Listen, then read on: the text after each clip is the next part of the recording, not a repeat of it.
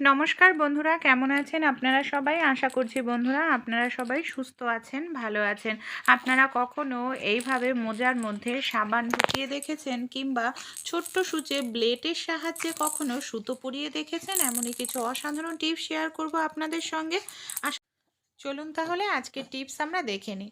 আমাদের বাড়িতে যে এই ধরনের রূপোর চেন, রূপোর পায়ের তোড়া থাকে, দেখা যায় অনেক দিন পরার পর না এরকম কালো হয়ে যায়, কারণ নোংরা জমে যায়। অনেক সময় দেখা যায় যে জলের আয়রন জমে যায়, যার কারণে একেবারে কালচে হয়ে যায়। তাই আমরা এটা দোকানে নিয়ে যাই, দোকানে নিয়ে গিয়ে আবার পালিশ করিয়ে নিয়ে আসি। এতে অনেকটা টাকাই আমাদের কিন্তু খরচা হয়। বাড়িতেই আমরা রূপো কিভাবে দোকানের মতো একেবারে চকচকে পরিষ্কার করে নিতে পারবো। এখানে আমি একটি কোমর বিছা নিয়েছি। এবার সবার প্রথমে দেখুন একটি পাত্র নিয়ে নিয়েছি। পাত্রের মধ্যে এখানে আমি দিয়ে দিচ্ছি বেশ কিছুটা পরিমাণ জল। নর্মাল টেম্পারেচারে রাখা জল দিলাম।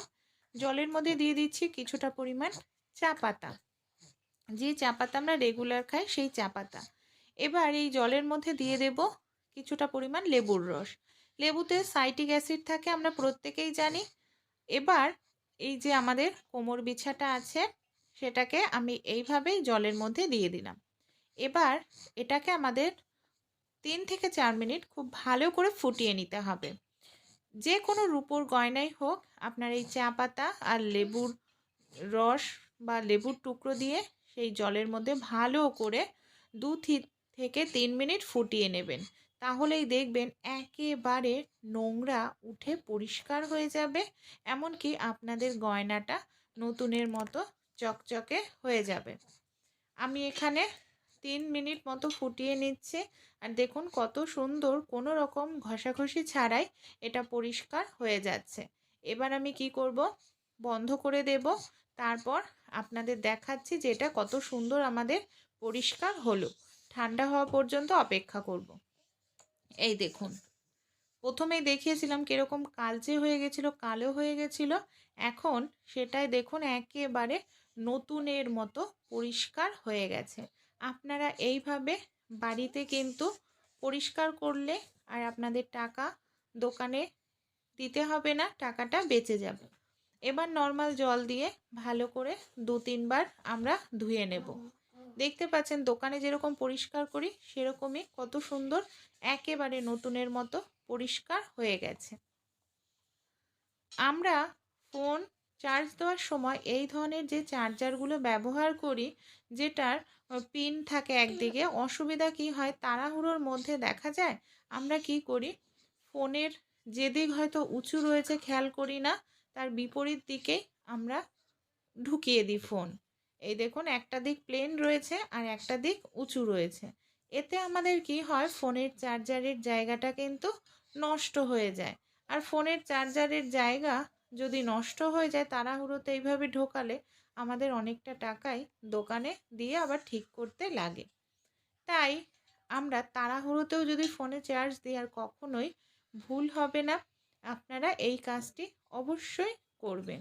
আমাদের প্রত্যেকের বাড়িতেই টিপ থাকে, আমরা মহিলারা তো টিপ পরেই থাকি। তা যে কোনো কালারের টিপ আপনারা নিয়ে নিতে পারেন। এই দেখুন আমি লাল কালারের একটি টিপ নিয়েছি, আর যে দিকটা উঁচু রয়েছে সেই দিকটায় টিপটা আমি লাগিয়ে দেবো। এই দেখুন এই দিকটা উঁচু রয়েছে, এই দিকটায় লাগিয়ে দিচ্ছি। তাহলে যখন আমরা ফোনে চার্জ দেব, আমাদের মনেই থাকবে যে যেদিকে টিপ রয়েছে সেদিকে উঁচু। তাহলে ফোনে চার্জ দেওয়ার সময় কিন্তু আর কখনোই এই ভুলটা হবে না, আর আমাদের ফোনও নষ্ট হবে না, আর খুব সুন্দরভাবেই কিন্তু আমরা এখানে চার্জটা দিয়ে নিতে পারবো। ভালো লাগলে টিপসটি অবশ্যই আপনারাও কিন্তু ট্রাই করে দেখতে শেয়ার করব। রান্নাবাড়ি করার পর অনেক সময় আমাদের যে গ্যাস, যে প্রেশার কুকারে রান্না করি না, তলাটা পুড়ে যায় ডাল টাল বসালে, আর এটা পরিষ্কার করতে অনেকটা সময় লাগে। তাই চা করার পর চা পাতাটা ফেলে দিই, কিন্তু ভুলেও ফেলবেন না। এই চা পাতা স্ক্রাবের কাজ করে। চা পাতাটা দিয়ে কয়েক সেকেন্ড একটু ডলে নেবেন, দেখবেন প্রেশার কুকার একেবারে পরিষ্কার হয়ে যাবে। রেজাল্ট আপনাদের সামনেই রয়েছে, ভালো লাগলে অ্যাপ্লাই করবেন। পরের যে টিপসটি শেয়ার করব, এই ধরনের যে আমাদের বাড়িতে ওয়াইপারগুলো থাকে না, অনেক সময় ওয়াইপারের ডান্ডিতে ছিদ্র থাকে। এখানে একটি পুরনো গেঞ্জি আমি এইভাবে ছিদ্রের মধ্যে ঢুকিয়ে নিচ্ছি, তারপর এটাকে এইভাবে উল্টে দেব। কোনো রকম বাধার দরকার নেই। এটাকে কি কাজে আমরা ব্যবহার করতে পারি, ওয়াইপারের লাঠিটা অনেকটা বড় হয়, তাই অনেক বড় সমস্যার সমাধান করে ফেলতে পারি। অনেক সময় দেখা যায় মাকড়সা জাল তৈরি করে, ঝুল পড়ে ঘরের, দেখতে বাজে লাগে। প্রত্যেকের বাড়িতে অনেক সময় ঝুলঝাড়ু থাকেও না, তাই ওয়াইপারের লাঠির মধ্যে আপনারা এইভাবে গেঞ্জি ঢুকিয়ে খুব সহজে ঝুল পরিষ্কার করতে পারেন। এমনকি পাখা, যেটা পরিষ্কার করতে আমাদের মই প্রয়োজন, চেয়ারের প্রয়োজন, তা আপনারা মেঝেতে দাঁড়িয়েই পাখাটাকে যদি সপ্তাহে একদিন এইভাবে একটু পরিষ্কার করেন, পাখাতে অতিরিক্ত নোংরাও জমবে না, এমনকি পাখাটা আপনাদের মানে পরিষ্কার করার প্রয়োজনও পড়বে না। দেখুন কত সহজেই কাজটি আমাদের হয়ে গেল। অ্যাপ্লাই করে আপনারাও দেখবেন। পরের যে টিপসটি শেয়ার করব প্রেশার কুকার নিয়ে। প্রেশার কুকার ব্যবহার করতে করতে দেখা যায় হ্যান্ডেলটা না ঢেলা হয়ে যায়, আর আমাদের অনেকের বাড়িতে স্ক্রুড্রাইভার থাকে না। একটি চামচ নিয়ে নেবেন, চামচের যে সরু মুখটা হ্যান্ডেলটা দিয়ে এইভাবে স্ক্রুড্রাইভারের কিন্তু কাজ করা যায়। দেখুন এইভাবেই কিন্তু আমি নাটটাকে টাইট দিয়ে নিলাম। এখানে যে চামচটা নেবেন অবশ্যই একটু সরু চামচ নেবেন, তাহলে কিন্তু কাজটি সুবিধা হবে। একেবারে ঢেলা হ্যান্ডেল টাইট হয়ে গেছে দেখুন।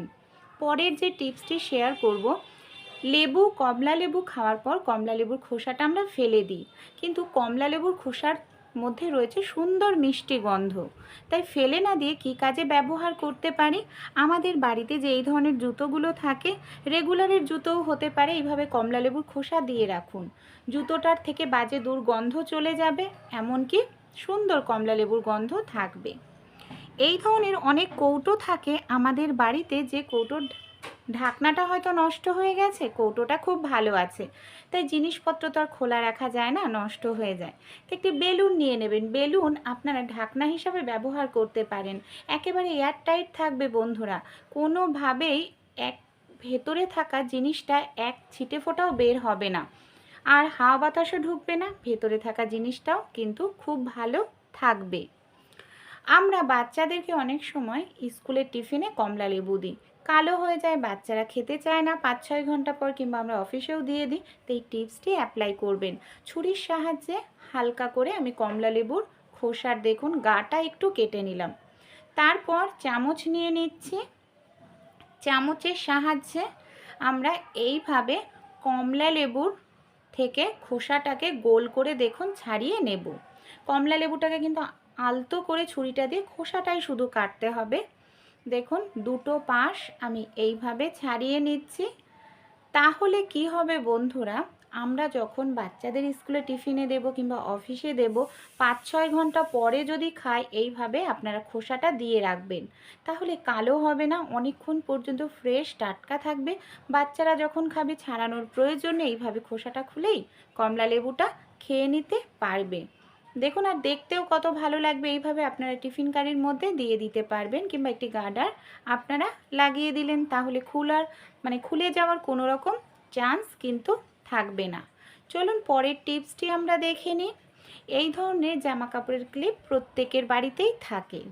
এখানে একটি জামা কাপড়ের ক্লিপ আমি নিয়ে নিচ্ছি, ডবল টেপের সেলো টেপ নিয়ে নিয়েছি। সেলো টেপের সাহায্যে এইভাবে দেখুন আমি লাগিয়ে নিলাম ক্লিপের সঙ্গে। আমি এবার এটাকে, যে সিঙ্ক থাকে আমাদের বাড়িতে অনেক সময়, সেখানে কোনো তাওয়ালে হ্যাং করার জায়গা থাকে না, আর আমরা সিঙ্কেই বেশি কাজবাজ করি, বাসন টাসন মাজা টাজা, তাই এইভাবে কিন্তু সিঙ্কের পাশে তাওয়ালে রেখে দিলে, জলের কাজ করলেই খুব সহজেই আমাদের হাতটা মুছে নিতে পারবো, তাওয়ালে খোঁজার প্রয়োজন পড়বে না। এখানে আমি একটি নিয়েছি থালা, অ্যালুমিনিয়ামের থালা নিয়েছি, আপনারা চাইলে মোটা ধরনের স্টিলের থালাও নিতে পারেন, কিন্তু স্টিলের থালা নিলে অনেকটা মোটা থালাই নিতে হবে। গ্যাসটাকে অন করে দিয়েছি, থালাটাকে হালকা গরম করে নেব। এবার আমি দিয়ে দিচ্ছি রুটি।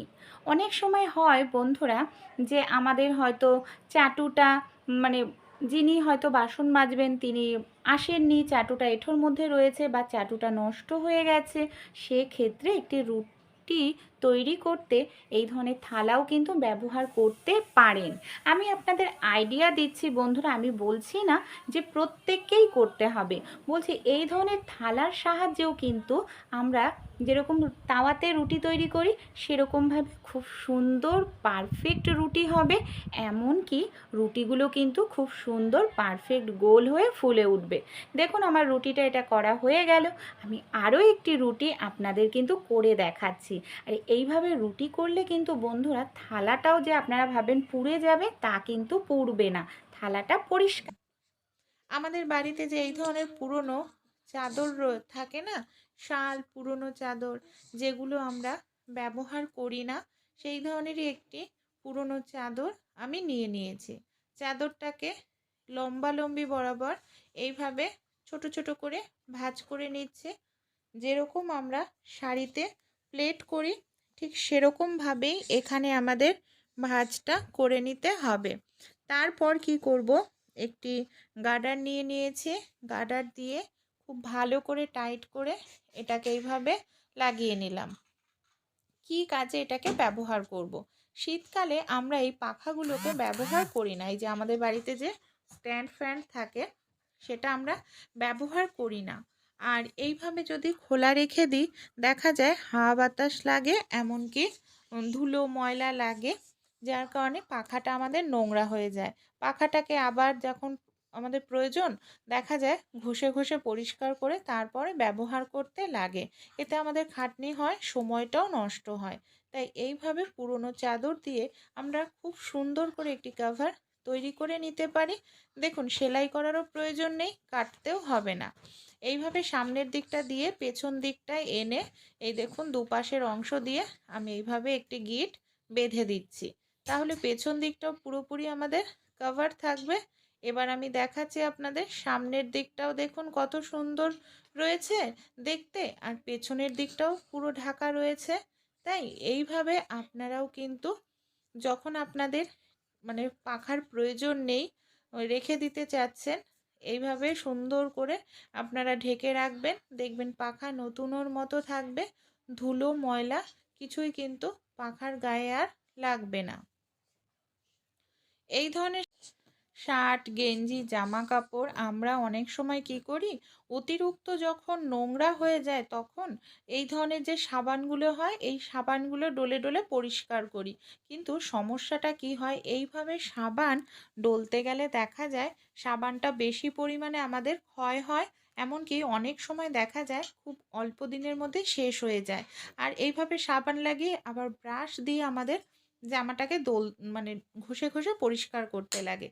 তো এই ধরনের যে পুরনো মোজা আমাদের বাড়িতে থাকেই কম বেশি প্রত্যেকেরই, পুরনো একটি মোজা নিয়ে নেবেন, তার মধ্যে আপনারা এইভাবে জামা কাপড় কাচার সাবানটাকে ভরে নিন। তারপর মোজাটাকে এইভাবে চেপে ধরুন, তার মোজাটাকে ভিজিয়ে নিয়ে তারপর যদি আপনারা জামা কাপড় কাচেন এতে দেখবেন আপনাদের সাবানটা কম অপচয় হবে, মানে তাড়াতাড়ি শেষ হবে না। যেহেতু ডাইরেক্ট সাবানটা ঘষা হচ্ছে না এতে সাবানটা কম ক্ষয় হবে, এমনকি জামা কাপড়টাও খুব সুন্দর পরিষ্কারই থাকবে। এখানে একটি পাত্রের মধ্যে আমি নিয়ে নিয়েছি জল, জলের মধ্যে কিছুটা লেবুর রস দিয়ে দিলাম। এবার আমি কি করছি দেখুন, সামান্য পরিমাণ খাবার সোডা দিয়ে খুব ভালো করে মিশিয়ে নিলাম। একটি কাপড় নিয়ে নিয়েছি, জলের মধ্যে কাপড়টাকে চুবিয়ে নিচ্ছি। এবার আমরা কি কাজে ব্যবহার করব, আমরা ফ্রিজের মধ্যে প্রত্যেকেই কিন্তু খাবার দাবার রেখে থাকি বন্ধুরা, কিন্তু খাবার দাবার রাখার ফলে যে ট্রেটা থাকে না, দেখা যায় ট্রেটা খাবারে দাগ ছোপ লেগে যায়, এমনকি বাজে দুর্গন্ধ বের হতে থাকে। তাই আমরা যদি এরকম একটি মিশ্রণ তৈরি করে ফ্রিজটা পরিষ্কার করি তাহলে খাবার দাবারে দুর্গন্ধ চলে যাবে, সেই সঙ্গে ফ্রিজটাও খুব সুন্দর পরিষ্কার হবে, কোনো রকম সাবান ব্যবহার করার প্রয়োজন পড়বে না। আর এইভাবে পরিষ্কার করলে ফ্রিজ থেকে ব্যাকটেরিয়া জীবাণুও কিন্তু ধ্বংস হবে। আপনারা মাসে একদিন কিংবা 15 দিনে একদিন এই টিপসটি অবশ্যই অ্যাপ্লাই করবেন বন্ধুরা, আশা করছি উপকার পাবেন। পরবর্তী যে টিপসটি শেয়ার করব বন্ধুরা, এখানে দেখুন আমি নিয়ে নিয়েছি একটি চার্জার। আমাদের বাড়িতে ফোনের চার্জার নষ্ট হয়ে গেলে ফেলে দিই, তাই ভুলেও না ফোনের চার্জারের ওপরের অংশ ফেলবেন না। দেখুন ফোনের স্ট্যান্ড হিসাবে আমরা ব্যবহার করতে পারি। এইভাবে আমরা নানা রকম কাজ বাজ করতে পারি, মুভি দেখতে পারি। পরবর্তী যে টিপসটি শেয়ার করব, এই ধরনের যে প্যান্ট থাকে বা জামা কাপড় থাকে মোটা ধরনের, অনেক সময় আমাদের বাড়ির সেলাই করতে গেলে সুচটা দেখা যায় জং ধরে গেছে, আর জং ধরা সুচে কিন্তু সেলাই করা যায় না। তাই নেল কাটার প্রত্যেকের বাড়িতেই থাকে। নেল কাটারের নেল সেভ করার জায়গাটায় আপনারা একটু সুচটাকে এইভাবে একটু ঘষে নেবেন। ঘষে নিলেই দেখবেন সুচটা একেবারে ধারালো হয়ে যাবে। জং ধরা সুচ দিয়েও খুব সহজেই আপনারা কিন্তু সেলাই করে নিতে পারবেন, অসুবিধা হবে না। রুটি তৈরি করার পর রুটির তাওয়াটা অনেকক্ষণ গরম থাকে। রুটির তাওয়াতে আমি এইভাবে একটু জিরা দিয়ে জিরাটাকে হালকা করে একটু ভেজে নিচ্ছি। ঠান্ডা করে নেব ভাজা জিরাটাকে।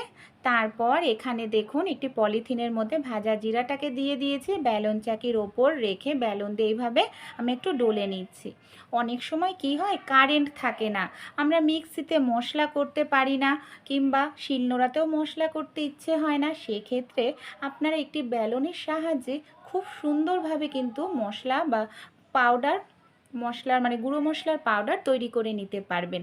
দেখুন কত সুন্দর মশলাটা হয়েছে।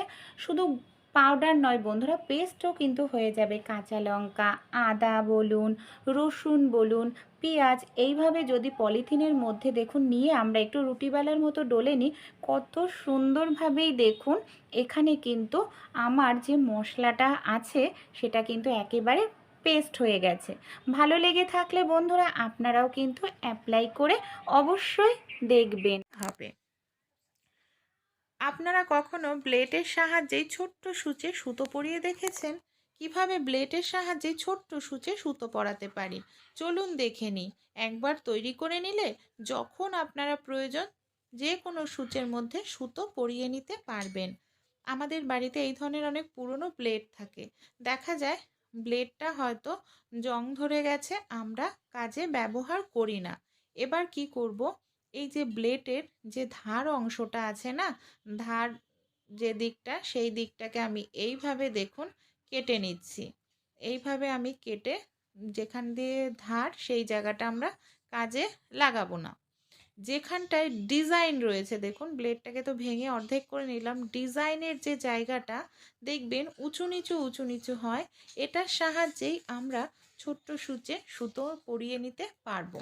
কিভাবে, এই দেখুন আমি কেটে নিলাম, দেখতে পাচ্ছেন জায়গাটা কিন্তু উঁচু নিচু রয়েছে। এই যে এবার এটার সাহায্যে কি করে সূচে সুতো পরাবো, সবার প্রথমে আমাদের কি করতে হবে, যে সূচে আমরা সুতোটা পরাতে চাই সেই সূচটাকে এই যে ব্লেডের যে ডিজাইনের জায়গাটা আছে, ডিজাইনের জায়গাটার ভেতরে আমাদের সূচটাকে প্রথমে এইভাবে ঢোকাতে হবে। আর এতটাই পাতলা হয় ব্লেড যে খুব সহজেই যে কোনো সূচই ঢুকে যাবে। এরপর আমরা কি করব, ডিজাইনের ঠিক মাঝখানটায় এইভাবে সুতোটাকে রাখবো। এই দেখুন, আবার ঠিক মতো কিন্তু নিচের দিকটায় সুতোটাকে ধরতে হবে। এই দেখুন ঠিক মতো যদি না ধরেন সুতোটাকে, তাহলে কিন্তু আপনারা যখন খুলবেন ব্লেডটা তখন কিন্তু সূচে সুতো পরানো হবে না। তাই সুতোটাকে এক হাতে ধরে রাখুন, তারপর আপনারা এই যে সূচটাকে বের করে নিন। তাহলেই দেখবেন ছোট্ট সূচে আপনারা খুব সহজেই সুতো পরিয়ে নিতে পারছেন। সুতোর কৌটোর মধ্যে রেখে দিন, যখনই সূচে সুতো পরানোর দরকার হবে এটা ব্যবহার করবেন। আমাদের বাড়িতে যে এই ধরনের হ্যাঙ্গার থাকে, এই হ্যাঙ্গারগুলোকেই আমরা কিন্তু কাজে লাগাতে পারি খুবই উপকারী কাজে। কারণ অনেক সময় দেখা যায় আমাদের যে কঠিন কাজগুলো আমরা কিভাবে সমাধান করব বুঝতে পারি না। আমরা যখন নতুন শার্ট গেঞ্জি কিনি, এই ধরনের যে ফোমগুলো পাই, সেই ফোমগুলো এখানে আমি নিয়ে নিয়েছি। আপনাদের বাড়িতেও আশা করছি আছে, ফেলে না দিয়ে এইভাবে ইউজ করবেন। দুপাশে আমি এইভাবে দেখুন পেনের ঢাকনা লাগিয়ে নিলাম যাতে খুলে না যায়। এরপর কি করব, আপনারা চাইলে এটা দিয়ে পরিষ্কারও করতে পারেন, মুছেও নিতে পারেন ঘর। অনেক জায়গায় আমাদের হাত পৌঁছায় না, আপনারা এইভাবে হ্যাঙ্গারটাকে ঢুকিয়ে এইভাবে একটু ঘষে ঘষে পরিষ্কার করুন, দেখবেন সেই জায়গাটার নোংরাটা উঠে আসবে। আর যদি আপনারা মুছতে চান তাহলে সামান্য পরিমাণে একটু জল ভিজিয়ে নেবেন জলে, তারপর যদি এইভাবে আপনারা ঘষেন দেখবেন, তাহলেও কিন্তু আপনাদের নোংরাটা খুব সহজেই পরিষ্কার হবে। আমাদের ঘরের এমন এমন ফার্নিচার থাকে যেখানে কিন্তু হাতই পৌঁছায় না। দেখুন কত সহজেই সেই জায়গাগুলো আমরা পরিষ্কার করে নিতে পারি আর আমরা মুছেও নিতে পারি। যদি অতিরিক্ত নোংরা হয়, ফোমটাকে আপনারা ভিজিয়ে নিন, তারপর সেই জায়গাটা হালকা করে একটু ডললেই দেখবেন সব নোংরা উঠে আসবে। ভালো লাগলে টিপসটি আপনারাও কিন্তু অ্যাপ্লাই করে দেখবেন। আশা করছি আপনাদেরও কাজে আসবে। আর যখন পরিষ্কার করা হয়ে যাবে, এটাকে খুলে ধুয়ে রেখে দেবেন, আবার দ্বিতীয়বার ইউজ করতে পারবেন। ভালো লাগলে টিপসটি কমেন্ট করে জানাবেন।